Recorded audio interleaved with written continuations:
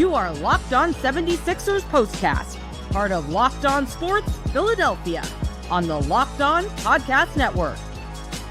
Your team every day. So the phrase, a little too close for comfort, certainly comes to mind. I know Joel Embiid wasn't playing. I know Paul George wasn't playing, but it was like we'd miss Paul George and him going like 1 for 10 shooting. Instead, we had Tyrese Maxey do that. Tyrese Maxey did that in the first half. So there you go. That was fun to watch. But still too close to comfort when you consider what the Wizards weren't playing with tonight. And I know they got a career high from Jared Butler. 26 points from him. But no Jordan Poole playing in the game today. No Sadiq Bey, no Malcolm Brogdon. And the Sixers still almost blew it in that fourth quarter, allowing as much as a 13-2 run. So, yeah, a little too close for comfort. Way too close, as a matter of fact. And that was annoying.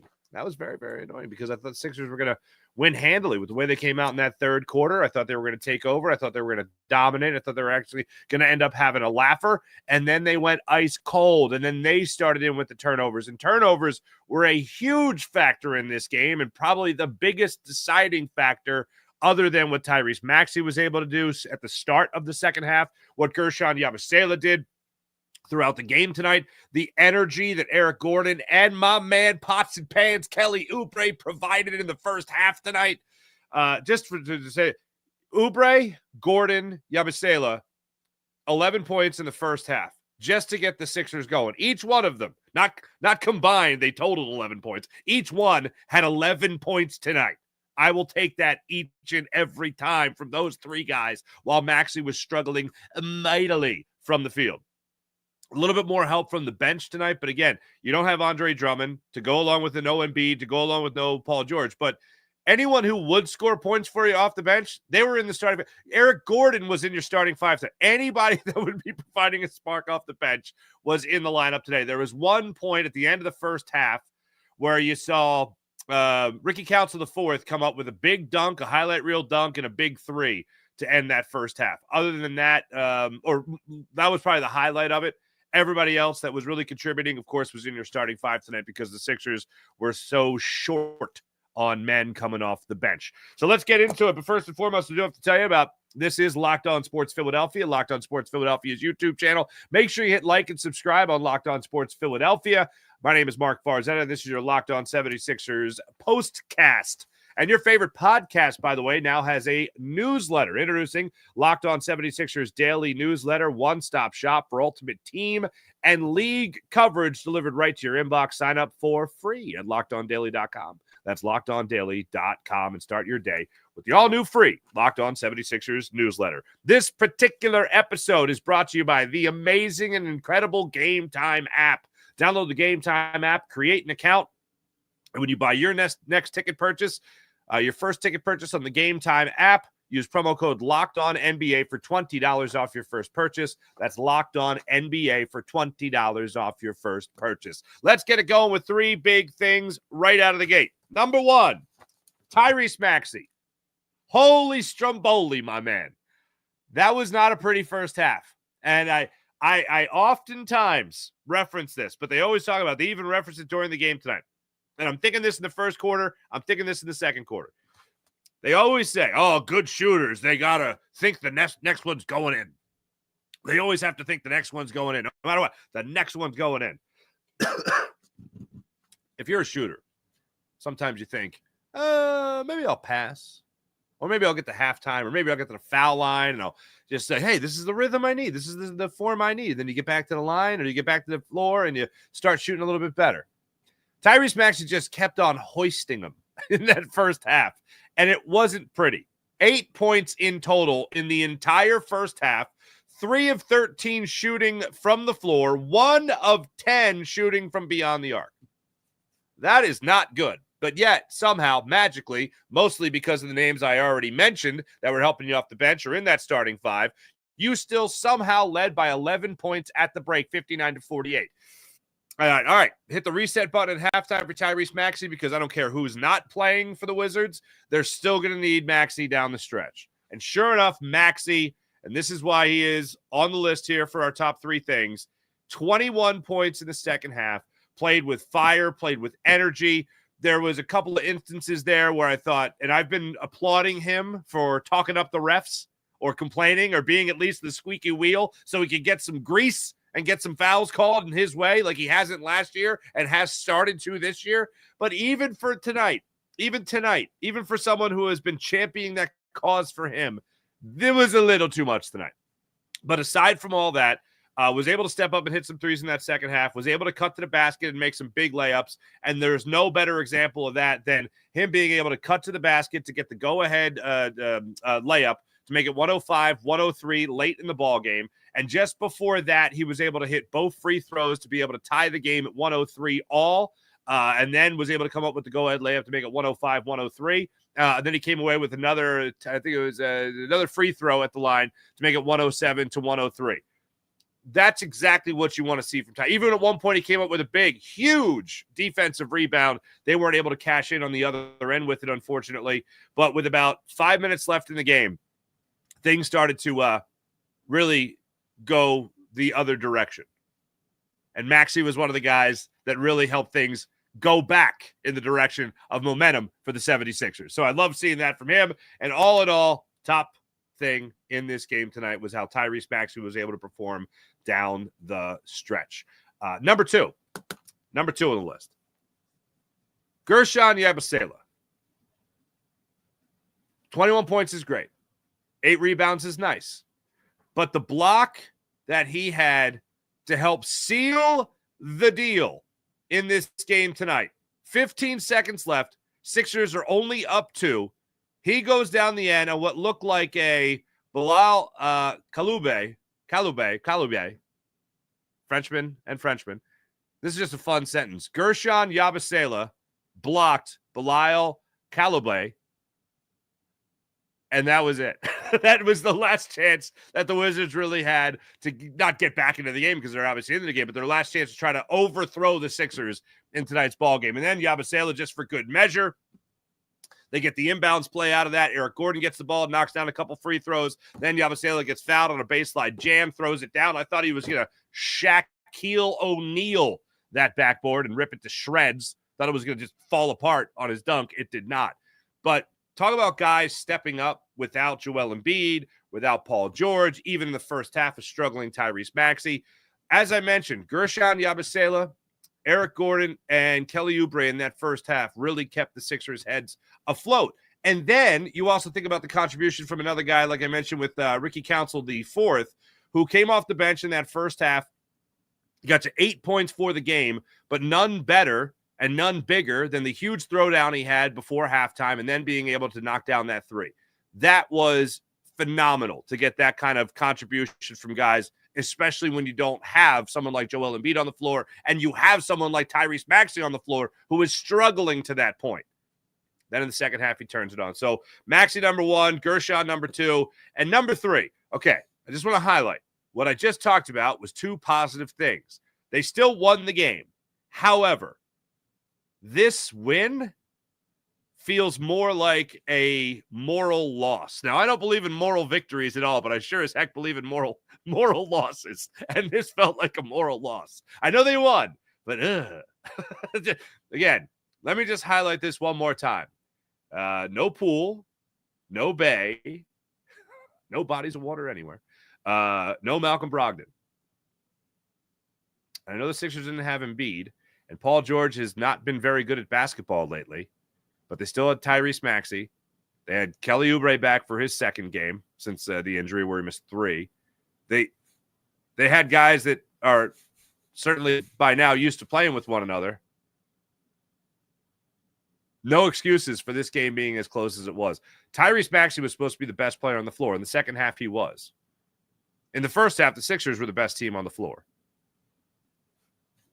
But oh my goodness gracious, watching this game go on and watching a 13-2 run in the fourth quarter.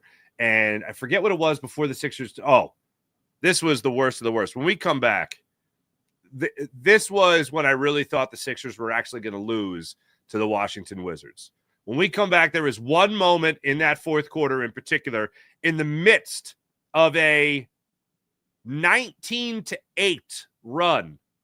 19-8 run to open up the fourth quarter, where the Wizards pulled to within 3, 96-93. There was a moment that I couldn't believe my eyes, because it is an inexcusable error for players and a coach. We'll talk about that when we return. This is Locked On Sports Philadelphia, Locked On 76ers postcast.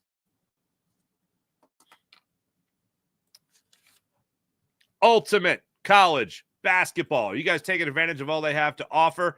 I want to take a moment and introduce you to a brand new mobile game that I really, really enjoy playing. Ultimate College Basketball HC. If you've ever dreamed about being a college basketball head coach, this is your chance to step into those shoes. It's like the loafer for kids who want to coach. If you ever dreamed of that, in Ultimate College Basketball HC, you control every detail of your program, from recruiting players to hiring a coaching staff to overseeing training camps, handling NIL deals as well, and managing scholarships. And it's all in your hands. And when it comes to game time, you get to draw up offensive plays and set your strategy just like a real head coach in college basketball. The way you want to play won't just affect the current season. It will shape the future of your school's basketball program.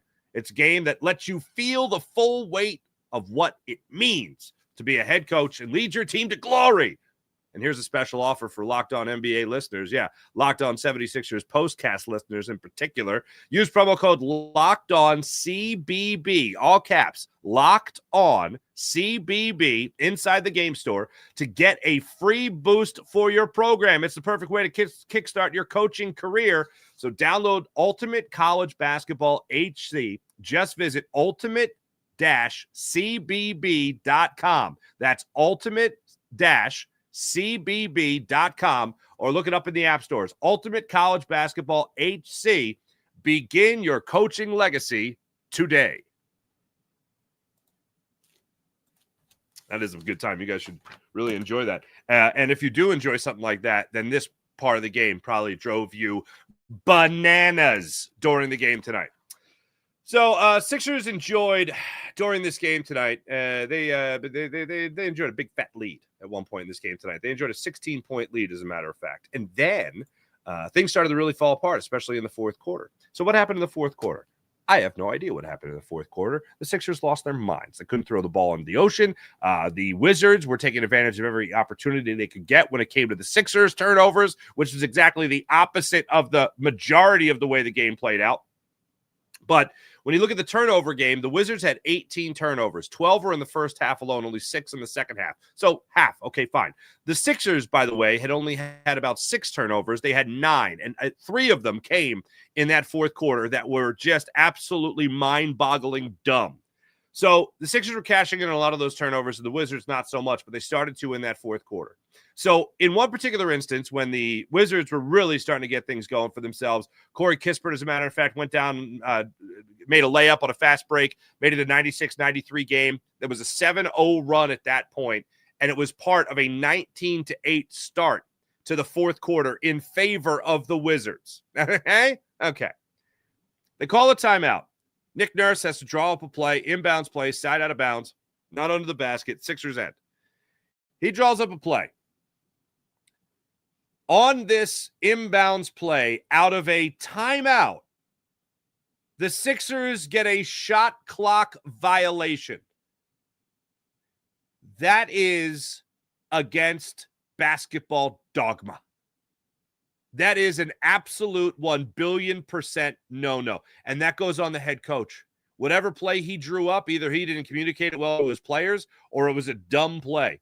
But when I saw that ball bouncing around to so many different players' hands, I went, do they even know what they're supposed to be doing here? And yeah, I will tip my cap a little bit to the Wizards because they did a great job of trapping Tyrese Maxey, who the only thing he was able to do was try to get it out to the foul line where Guerschon Yabusele was, and then he choked in this situation with maybe a half second left on the shot clock, kicked it out to Eric Gordon, and even Eric Gordon was like, don't give me the ball. It was like hot potato, and he just threw it at the rim. A shot clock violation out of a timeout that was meant to squash the momentum that the Wizards had with, again, a 19-8 run to start things out in the fourth quarter, and the Sixers come out and go, well, thanks for trying anyway, coach. We're not going to run this play or whatever the hell it was because we have no idea. And they ended up turning it over. Now, what ends up happening out of that? Well, Carrington goes down. He knocks down the jumper with 4:57 remaining in the game, gives the Wizards their first lead since the first couple of minutes of the game, makes it 96-95, all out of, well, fourth quarter, just turning the ball over, making dumb decisions, not hitting your shots, and a shot clock violation that I just still can't wrap my mind around. It was one of those things where I was just staring at the TV, my mouth wide open, just like, huh? What? Really? Kispert goes down the other end, hits another three, makes it a 98-96 Wizards lead. And then Oubre came up with a follow-up jam that tied it at 98. And that's kind of when things started to go the direction of the Sixers. Now, it didn't come after that without any other peril because Holmes had a block. This is where the referees were just god-awful. All in one sequence. It's 98-98 after Oubre has the dunk. So you think, all right, now they tied it again. They're not going to fall in some hole. Good things are happening here. Oubre gets the dunk. They go down the other end. Maxey comes up with an offensive rebound. They go down the other end of the Sixers' offensive side of things. Maxey gets a great drive, puts it off the backboard. I'm watching the game live as it happens, and I clearly see the ball go off the back of the net, or excuse me, the backboard, and come back, and then Richaun Holmes, former process Sixer, swats it against the backboard and gets credit for the block shot. Maxey loses his mind immediately, and rightfully so. Then they go down the other end, and there's a play where Holmes goes to dunk a basketball. Kelly Oubre comes from behind, smacks it out of his hand. Clean block, no contact, great play. They blow the whistle, and they put Richaun Holmes on the line where it only makes 1 of 2. This ended up being a 13-2 run after Richaun Holmes made the free throw. They show the review. They show the replay, and it clearly, of the Maxey attempted layup that should have been a goaltend on Richaun Holmes.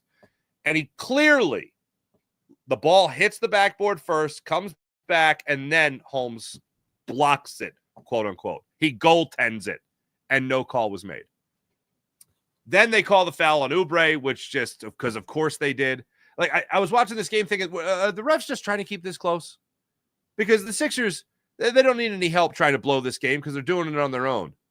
Like, the game's close enough. And they don't make the call for Maxey. They make the call for Richaun Holmes, and they call the foul on Oubre. So no bucket, but he makes 1 of 2 free throws. Then I didn't have as much of a problem with this. The Kuzma layup that made it 103-101 with about 90 seconds left in the game that you saw Nick Nurse just go crazy on the sidelines for. If that's our guy, if that's Tyrese Maxey running down the court, there's an outlet pass, and he hits it with his hand and dribbles it, sort of, but doesn't control it, and then picks it up and dribbles again, I don't think that's a double dribble. I didn't have a problem with them call. Was it close? It absolutely was close. If they would have called it a double dribble, I said, okay, fine. It could have gone either way. The refs in that moment interpreted it as he didn't have control. He just got a hand on it. Didn't count it as a dribble. Didn't count it as control. Then he got the ball, put it back on the ground, Euro stepped for the layup for 103-101 in favor of the Wizards. Nick Nurse lost his mind. The entire Wells Fargo Center lost their damn mind. The entire bench lost their mind. I was watching it on the replay, and when they showed the replay, I went back and watched it because I knew what they showed on the replay on TV with the TV broadcast wasn't a double dribble. It was what happened prior. It was on the outlet pass that Kuzma threw his hand out there, touched the basketball. The refs deemed he didn't control it. Then he picked it up, and then that's when Nick Nurse thought he double dribbled. I didn't have as much of a problem with that. What I absolutely loved right out of that, though, was that was the last straw. Those were the last buckets you would see from, or the last bucket you would see from the Washington Wizards. They get the Kuzma layup, 103-101. Sixers call timeout. Maxey comes out, gets fouled, goes to the line, makes both free throws. Good call by the official there to make the call. Then Maxey comes out again, gives the Sixers the lead 105-103. Then Guerschon comes up with the block. Sixers convert 2 more free throws thanks to Eric Gordon. And then Maxey's able to knock down another free throw. And then Guerschon gets a end one where they dunk and a bucket to follow. Again, shouldn't have been this close against the Washington Wizards, but yet here we are. When it comes to what's going on with this 76ers team in the very near future, something was reported by our own here at Locked On Sports Philadelphia and Locked On 76ers Daily Podcast and Inquirer.com Sixers beat writer Keith Pompey. We'll talk about that when we return, and also just how much those turnovers really, what they amounted to in this game for both squads. Talk about that when we return on Locked On Sports Philadelphia. This is Locked On 76ers Postcast. My name is Mark Farzetta. Make sure you hit like and subscribe on Locked On 76ers or Locked On Sports Philadelphia. Back after this. You guys heard me talking a little earlier about Game Time app. The Game Time app is where it's at. Want to go to a game? Want to go to a concert? Want to go to a comedy show? Download the Game Time app, create an account, use promo code LOCKEDONNBA. That's Locked On NBA for $20 off your first purchase. Yeah, that's right. And also, make sure you use the Game Time Picks feature. You know what that does? That filters out all the fluff so you get down right to it. The best seats at the best possible prices for any concert, comedy show, a game that you want to go to. Game Time Picks on the Game Time app allows you to get right down to it. The best seats at the best possible prices. They have last-minute ticket deals, flash ticket deals. They even have ticket deals for an hour after the event starts for mega huge savings. And also toggle the all-in pricing feature that allows you to see exactly what you're paying before you check out. So when you go to check out, you don't have that sticker shock of, whoa, how do these $20 tickets become $30? What?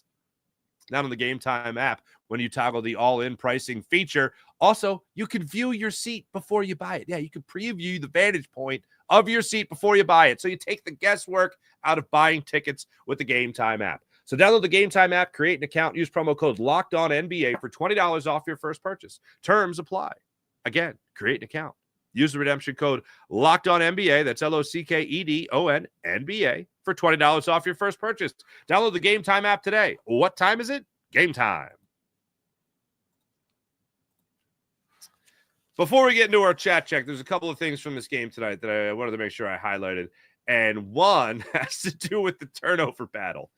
Again, tonight, the Washington Wizards were just giving the ball away, and with it, a lot of points. 18 turnovers tonight led to 27 76ers points. 27 points for Philadelphia tonight were scored off of turnovers. Now, the other way around, the Sixers had 9 turnovers in the game that were converted for 16 points for the Washington Wizards. The other thing here is, and you can take the huge negative out of this, but again, anyone who could score was starting today. They weren't coming off the bench, but still a little bit better than, 54-7 the other night against the Suns, thanks in large part to Bradley Beal going off. But tonight, when you just talk about what the bench was able to do for the Sixers, it wasn't as bad, nearly as bad as it was. At least tonight, off the bench, you had 8 points from Ricky Council IV. You had 6 points from Reggie Jackson, and then everybody else just kind of had a little bit of this and that. Jeff Doughton Jr., again, got first quarter minutes tonight. He was able to knock down 1 field goal and also get a free throw tonight as well in 2 attempts. Adem Bona came into tonight's game. He was able to get you 3 rebounds in 14 minutes along with 3 blocks. He had 2 points. Both those came from the free throw line, so that was good to see for him, getting to the line at least. He played 14 minutes in tonight's basketball game. But if I had to say there was one star other than Tyrese Maxey in the second half of this game, and he was by far the Sixers' best player for any stretch of time, the most consistent. I mentioned Eric Gordon and Kelly Oubre both started with 11 points in the first half. They finished both of them with 15 points each in the game, so they combined for 30. But Guerschon Yabusele, from start to finish, just never wavered. He just kept on bringing it. 11 in the first, 10 in the second. 11 in the first half, 10 in the second half. Kept it coming as well when it came to rebounds. Got you 4 defensive rebounds. Got you 4 offensive rebounds. So you got some second chance points out of that. Had the huge block. That was one of 2 blocks that he had on the night tonight. And it couldn't have been more clutch than that situation for Guerschon Yabusele. He actually led the Sixers tonight. Not that I buy into this stat a lot, but played 34 minutes tonight, and he was plus 16 on the evening to lead the 76ers. So not too bad. Not too bad at all. Let's get your thoughts on this game tonight with the 76ers getting the win. They're now back to 5 games under 500 at 15-20. The Wizards dropped to 6-29 on the year. Also, coming up next for your 10-9-8 76ers, they play host to the New Orleans Pelicans. That's coming up on Friday night at 7 o'clock. All right, let's see what you guys have to say about this. Crazy. I agree with this. Worst win of the season. I can't be excited after that absolute disaster of a team. Again, moral loss. That's what it feels like more than anything. Although Maxey is still developing into eventually being a number one guy. So far this season, he's been a number one guy for most of the year. He's still got to keep ramping up. And the way he played in the second half certainly leads me to believe that he'll keep that trending in the right direction. The thing I want to see from Tyrese Maxey, and this is an individual thing for him, is that when you think about last year for him, 25 points per game. This year, he's averaging 25 points per game. Even with Joel Embiid in the lineup, I need Maxey to get his. The fact that he needed 27 shots tonight for 28 points. Do I have that right? For 29 points, rather. I want to get this right here. Of course, that doesn't have it. Stay with me here. Talk amongst yourselves. Oh, this is the Pelicans game. That's why it's not coming up. I'm looking ahead already. But in tonight's game, 27 shots for 29 points for Tyrese Maxey. That's no bueno. That's a little too much.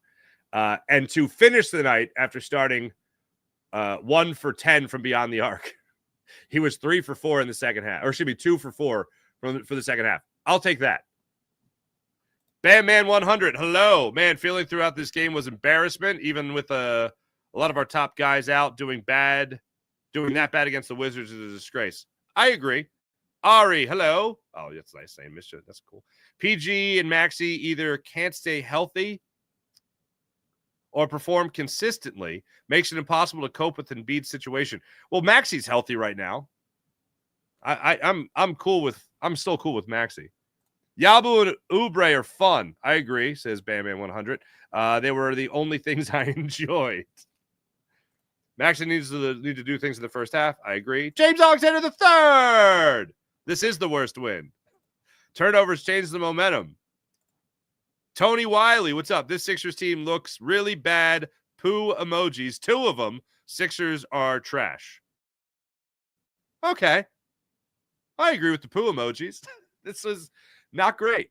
But as I teased before the break, our man, Keith Pompey, Inquirer.com, and Locked On 76ers Daily Podcast, along with Kayla Santiago, says that Nick Nurse was talking about Paul George and Joel Embiid improving to potentially play in back-to-backs. Before the game tonight, Nick Nurse said, and this is quoting from Keith Pompey's story in the Inquirer, or on Inquirer.com, I think there should be some improvement in that as far as guys playing and all that kind of stuff. I think we probably would like to be hoping guys are playing, whether it's back-to-back or not. Okay. Sixers, by the way, have 4 back-to-backs out of a league high 5 in January. That's crazy. 0-4 in second games of back-to-backs this season, and not having Embiid play in both games has made that task even more difficult. Hey, they rested Embiid against it wasn't the Blazers, the Utah Jazz, and then he came out and played against the Warriors and had all them hollow points.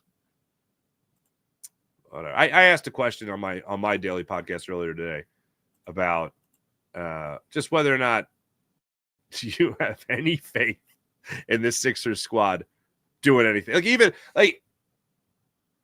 Given the idea that the Sixers, without question, are being the most kid glove they have been with Joel Embiid since his first 2 years in the league when he didn't play at all. Okay. This is the most kid glove they've been with him other than that time. Even keeping that in mind, do you have any faith that is well rested as he'll be come March, that he'll still be able to play at a high level. And if he goes and plays at that high level consistently for an entire month, that he'll be healthy for the playoffs. Like, that's the scenario I'm putting in front of you is you see him get back to an MVP caliber level of play. So right there, do you have faith in that? 2, once he gets to that, he's, that implies also that he's in game shape. So I'll throw that in there as well. But if he gets back to that level while being in that great a shape, do you also have confidence that after that he'll be healthy? Do you think it'll be another any fill in the blank? Gastroenteritis like it was against the Raptors? God forbid another facial contusion, a broken finger, Bell's palsy like it was last year? Good Lord. Everything. Do you have faith that even if the Sixers really did play all their cards right this year and got him ready for February, March, April, that he'll be healthy even after that? Like, oh, wow, this is the Embiid that we've been waiting for. Oh, he got hurt again. Because I feel like that's what everyone's waiting for. Like, even though they're going to go through this season, resting him more than they ever have, really, since his rookie seasons, well, 2 years as a pro, that he still won't be ready. Because why? Because we have been conditioned to think that no matter what, it's always something with Joel Embiid. I'm not rooting for it. I'm not hoping for it. I'm just saying this is the way we've been conditioned as fans. Speaking of which, Farzy can't patch the bar. Hey, bud. Farzy, will the Titans win the World Series in 2025? Probably not. But let's be depressed one team at a time. Thanks for watching. Thanks for listening, everybody. My name is Mark Farzetta. Make sure you go ahead and hit like and subscribe on the Locked On Sports Philadelphia YouTube channel. That's like and subscribe on the Locked On Sports Philadelphia YouTube channel. I'll be back with you guys tomorrow. Look forward to Friday. Friday, I'll be back with you guys after the Sixers take on the Pelicans and hopefully draw to 4 games under 500 after that matchup. Again, hit like and subscribe on Locked On Sports Philadelphia. I got you covered for your Locked On 76ers postcast. Harry Mays, Jason Martinez have you covered for your Locked On Eagles postcasts.